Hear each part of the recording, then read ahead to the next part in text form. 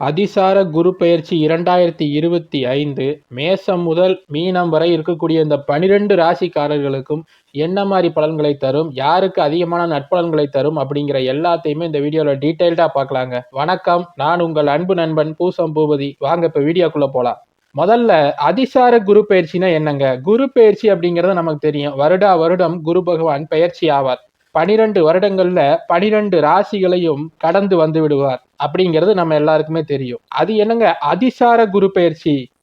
அதாவது பொதுவாக குரு பகவான் ஒவ்வொரு சாரங்களாக, அதாவது ஒவ்வொரு நட்சத்திர சாரங்களாக கடந்து வருவார். அது அதிசாரம் அப்படிங்கும் போது அதிகமான சாரங்களை ஒரு குறிப்பிட்ட காலகட்டத்தில் கடப்பார் அப்படிங்கிறது தாங்க அதிசாரம். வக்ரம் அப்படிங்கிறது பின்னோக்கி நகர்தல், அதிசாரம் அப்படிங்கிறது வேகமாக முன்னோக்கி நகர்தல். அந்த அடிப்படையில இப்ப மிதுனத்துல இருக்கக்கூடிய இந்த குரு பகவான் வேகமாக நகர்ந்து கடகத்துக்குள்ள பெயர்ச்சி ஆகிறாருங்க. இத்தனை நாட்களா மிதுனத்துல பகைஸ்தானத்துல இருந்த குரு பகவான் இப்போது கடகத்துல உச்ச வலுவோடு இருக்க போகிறார்.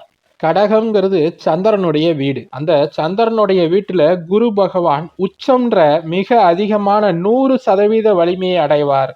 அங்கிருந்து அவர் பார்க்கும் இடங்கள் மிகவும் வலுப்படும். அதே போன்று ஒவ்வொரு ராசிக்கும் அவர் இந்த கடகம் எத்தனாவது வீடாக வருகிறதோ, அவர் எந்தெந்த இடங்களை பார்க்கிறாரோ அந்த எல்லா இடங்களும் மேன்மை அடையுங்க.